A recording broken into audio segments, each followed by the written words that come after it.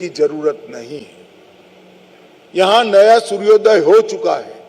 भले आजादी के इतने साल बाद ही अब विकास का रास्ता प्रशस्त हो रहा है।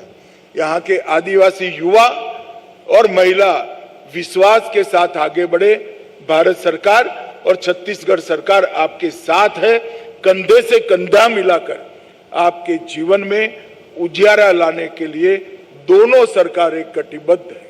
मित्रों, कितने लोगों का, निर्दोष लोगों का खून बहने के बाद न जाने कितने युवा सुरक्षा अधिकारियों की शहीदगी के बाद न जाने कितने करोड़ों करोड़ों आदिवासियों के जीवन अंधेरे में व्यतीत करने के बाद हम सब के लिए आनंद का विषय है कि आज बस्तर के अंदर नया सूर्योदय हुआ है।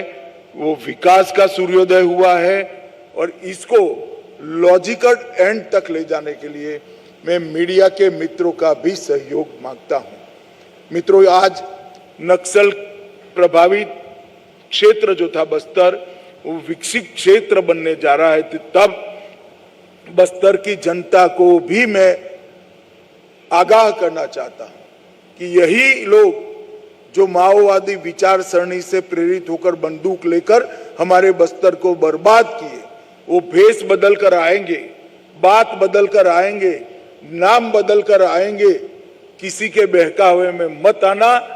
छत्तीसगढ़ सरकार और भारत सरकार दोनों आपकी चुनी हुई सरकार है और वो लोकतांत्रिक तरीके से पूरे बस्तर का विकास करेगी।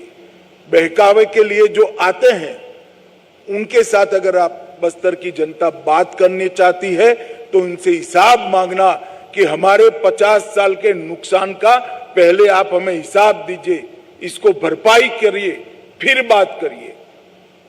भारत सरकार और छत्तीसगढ़ सरकार दोनों कंधे से कंधा मिलाकर ये पूरे क्षेत्र को समस्त देश में सभी आदिवासी संभागों में सबसे विकसित संभाग बनाने के लिए कटिबद्ध है और आने वाले 5 साल में ही बस्तर पूरे देश के सभी आदिवासी संभागों में सबसे विकसित संभाग बनेगा, इसका मुझे विश्वास है।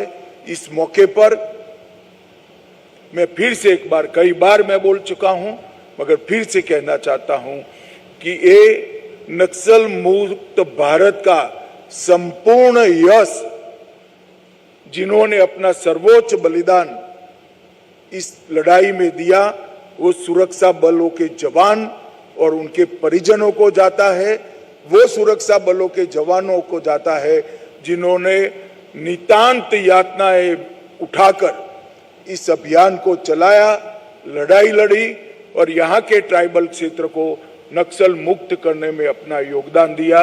मैं फिर से एक बार नक्सल अभियान के कारण जो जवान अपना सर्वस्व बलिदान दिए हैं, वो जवानों को मन पूर्वक श्रद्धांजलि देना चाहता हूं और वो सारे लोग जिन्होंने नक्सलवाद के कारण अपने परिजन गंवाए हैं, उनके प्रति भी मैं संवेदना और सांत्वना व्यक्त करना चाहता हूं।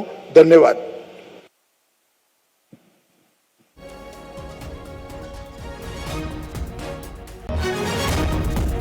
केंद्रीय गृह मंत्री अमित शाह का ये आप सुन रहे थे, संबोधन आप सुन रहे थे। इतना पैसा चला है और कांग्रेस के घर में एक मारुति कार हो सकती थी क्या? हर आदिवासी के घर में एक मारुति कार खड़ी हो सकती थी। इतना पैसा दिल्ली से चला है, ऐसा बचपन से सुनते आए हैं।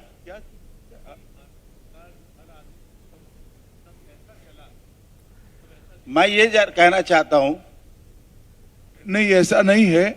यहाँ इस तरह की परिस्थिति ही नहीं थी कि विकास हो पाए।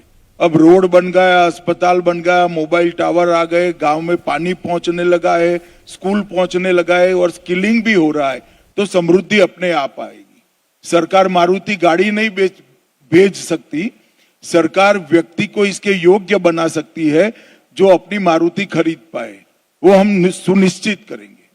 बस्तर मुक्त, धन्यवाद, हो गया बेटी। बस्तर नक्सल मुक्त तो हो गया। विवाद नहीं कर सकते भैया, सवाल जवाब कर। आगे बढ़े सर। बस्तर नक्सल मुक्त हुआ, इसके लिए आपको सरकार को बधाई।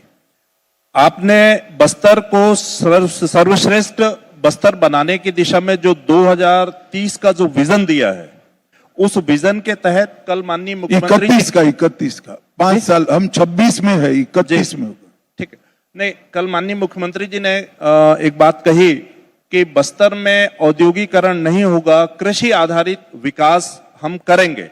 ऐसे में बस्तर के विकास का मॉडल आप क्या वो कर रहे हैं और बस्तर के लोग अभी कैसे आज मैं आपके सामने शहीद गुंडादूर सेवा डेरा का परिचय करने के लिए हूं। यहाँ के ग्रामीणों को, यहाँ के आदिवासी भाइयों बहनों को सक्षम बनाकर उनका स्किल डेवलपमेंट कर स्वरोजगारी और डेयरी के माध्यम से समृद्ध कराने की हमारी ये योजना है। इसका परिचय कराने के लिए मैं आया हूं। जैसे जैसे समय आगे बढ़ेगा हम आगे की चीजें भी बताते जाएंगे।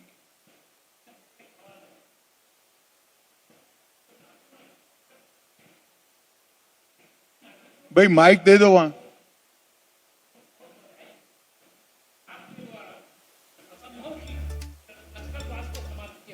आपको कोटि कोटि साधुवाद। मेरा एक सवाल है, कल आपने जो बादल में एक बहुत बड़ा बात कही थी कि विकसित भारत बिना विकसित बस्तर के संभव नहीं है। तो मेरा सवाल यह है मान्यवर, बिना यात्री निलक सुविधा के बस्तर में कैसा विकास की कल्पना करते हैं?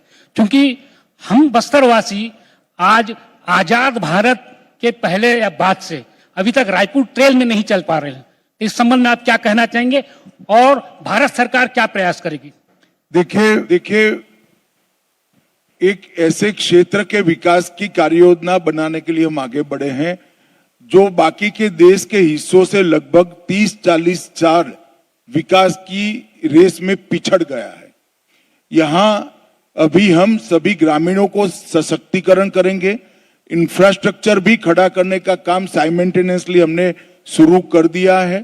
यहाँ इरिगेशन की योजनाओं का भी डिजाइन हो रहा है, रेलवे भी पहुंच रही है और साथ में एक बार ये पहला चरण समाप्त होने के बाद बस्तर के संपूर्ण विकास की भी कार्य योजना हम बनाएंगे।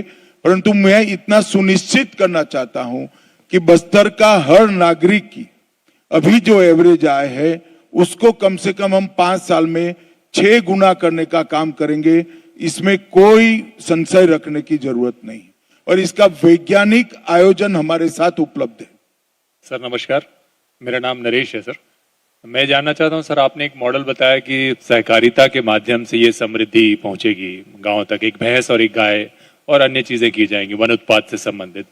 क्या विशेष पैकेज का भी प्रावधान है? और जो रोजगार है क्या सहकारिता में पैकेज नहीं होता, सहकारिता अपने आप में पैकेज है। सब लोग परिश्रम करके स्वमान के साथ कमाते हैं जी। इसके अलावा क्या विशेष पैकेज? धन्यवाद।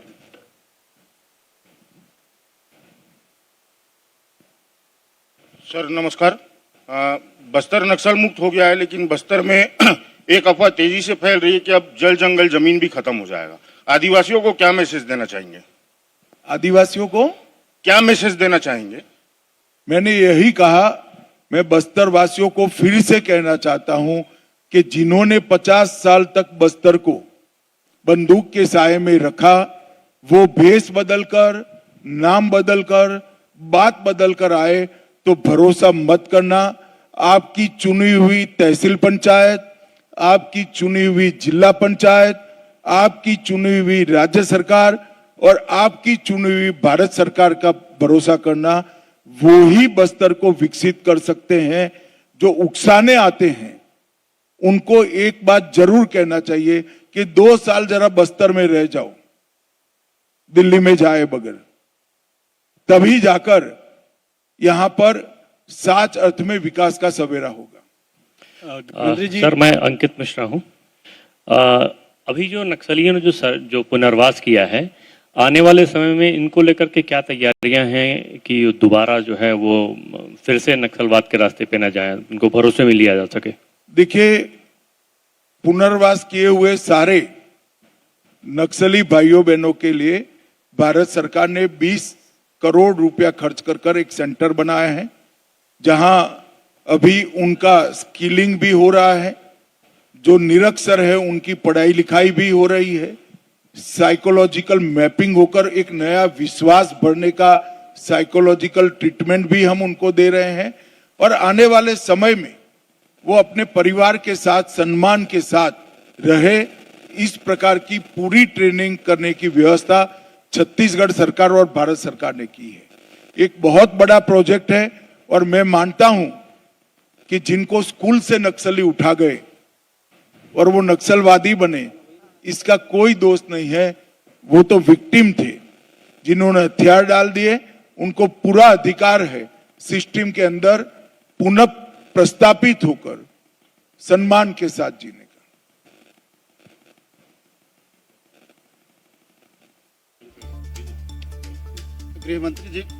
गृहमंत्री जी नक्सलवाद मंत्री महोदय जी, मेरा ये सवाल है कि नक्सलवाद तो खत्म होने का जिस तरह से दावा किया जा रहा है, ठीक है, नक्सलवाद खत्म हो गया, आगे क्या? बस्तर अभी जिस स्थिति में है वो उसको विकसित होने में अभी एक्चुअल में आपने एक समय अवधि दिया था कि 31 मार्च तक नक्सलवाद खत्म हो जाएगा। अब हमारा ये सवाल है कि अब कब तक आपका ध्यान कहीं बाहर था, मैं पहले कह चुका हूं, फिर से बता देता हूं, 2031 तक। 2000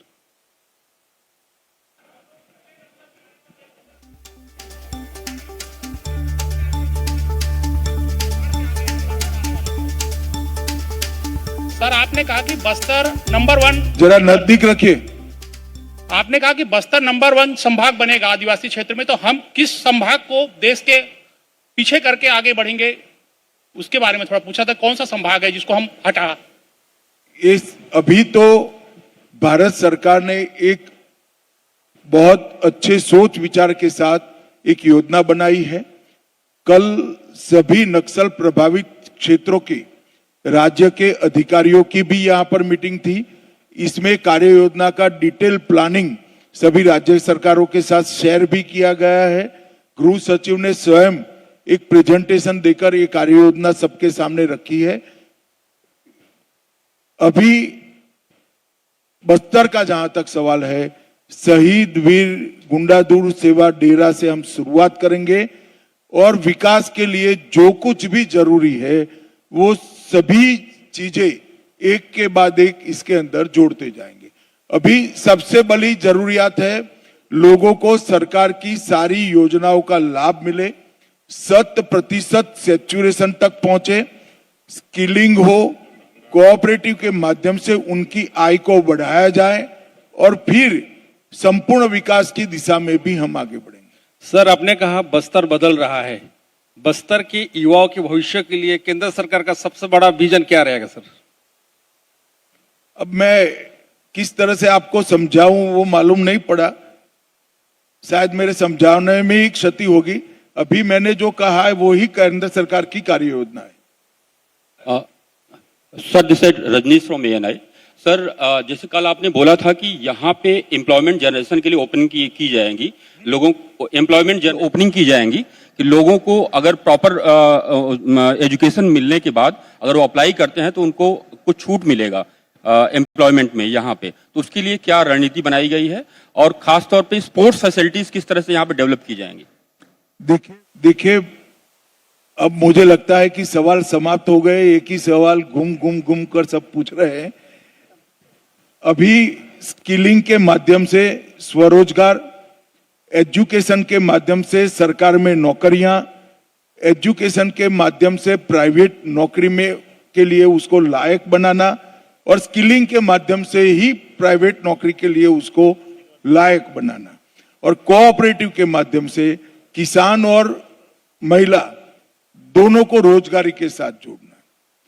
ये एक शुरुआती कार्य योजना है।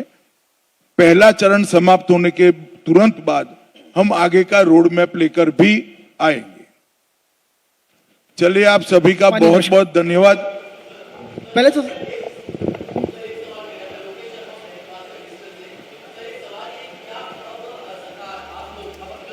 आप लोगों ने बताया है, तो क्या सर एक जनरेशन शिफ्ट वाले मॉडल पर आप लोग काम कर रहे हैं? क्या आने वाले समय में बस्तर का कोई बच्चा पलायन करके अन्य राज्य नहीं जाएगा? क्या बस्तर के लोगों को आधुनिक सुविधाएं यहाँ मिल पाएगी? अरे क्या भैया बस्तर में तुम एम्स की कहाँ स्थापना थे? हो मैं पाएगी? सारी चीजें बोल गया।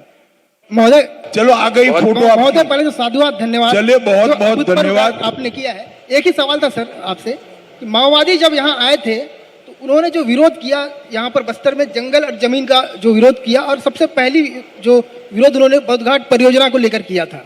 उनका सबसे पहली विरोध जो आया था बोधघाट परियोजना, उसको लेकर आया था, और 40 साल से जो परियोजना बंद पड़ी हुई। बोधघाट परियोजना नहीं, मगर उसका तो परिणाम देख लिया ना, खेती अच्छी हुई ना जीवन अच्छा हुआ। मैं नहीं मानता आदिवासी अब ऐसी चीजों के साथ जुड़े। कल मुख्यमंत्री जी ने दो भाई ऐसा है कि आपने तय किया है कि चीजों को पटरी पर न चढ़ने देना, तो मुझे क्षमा कर दो। आप आपका काम करते रहो, मैं मेरा काम हो गया। मैं समझ गया आप क्या पूछना चाहते हो। बहुत आभार आप सभी लोगों का। मैं माननीय मुख्यमंत्री जी से आग्रह करता हूं, आज के प्रेस कॉन्फ्रेंस में धन्यवाद हम लोगों के बीच विराजमान हमारे देश के यशस्वी गृह एवं सहकारिता मंत्री श्रीमान अमित शाह जी, हमारे प्रदेश के जुझारू कर्मठ गृह मंत्री और डिप्टी सीएम श्री विजय शर्मा जी, हमारे होम सेक्रेटरी, डीआईबी अधिकारीगण और मीडिया जगत के सभी बंधुगण, सबसे पहले तो हम अपने देश के यशस्वी गृह मंत्री और सहकारिता मंत्री के अत्यंत आभारी है। पूरे छत्तीसगढ़ की जनता की तरफ से उनका धन्यवाद करते हैं कि जो नक्सलवाद छत्तीसगढ़ के विकास में एक बहुत बड़ा रोड़ा था, एक कलंक था, और लगता था कि पता नहीं इसका कभी अंत होगा कि नहीं। लेकिन हमारे देश के यशस्वी प्रधानमंत्री जी का आशीर्वाद, हमारे गृह मंत्री जी की दृढ़ इच्छा शक्ति और हमारे जवानों के अदम्य साहस के कारण इस असंभव को भी माननीय गृह मंत्री जी ने संभव करके दिखाया है। और जिस तरह से यहाँ के लोग और जनजाति समाज के गरीब लोग 50 साल से भी ज़्यादा वर्षों तक विकास से अछूते थे, अब आगे उसी तेजी से उनका विकास होगा। इसका पूरा रोड मैप आदरणीय गृह मंत्री जी ने रखा है। मैं एक बार फिर से पूरे छत्तीसगढ़ की जनता की तरफ से उनका बहुत बहुत आभार करता हूं। और हमारे प्रदेश के गृह मंत्री और डिप्टी सीएम, इनका भी बहुत बड़ा रोल रहा है नक्सलवाद को समाप्त करने में, उनका भी धन्यवाद। हमारे होम सेक्रेटरी, डीआईबी, आप लोग भी बार बार यहाँ पर आकर हमारे जवानों का हौसला अफजाई किए और नक्सलवाद को समाप्त करने में उनका भी योगदान है और आप सभी लोगों का भी योगदान है।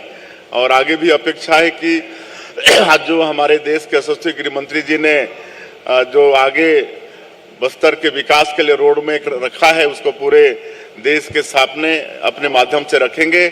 आप सभी लोगों का भी बहुत बहुत धन्यवाद।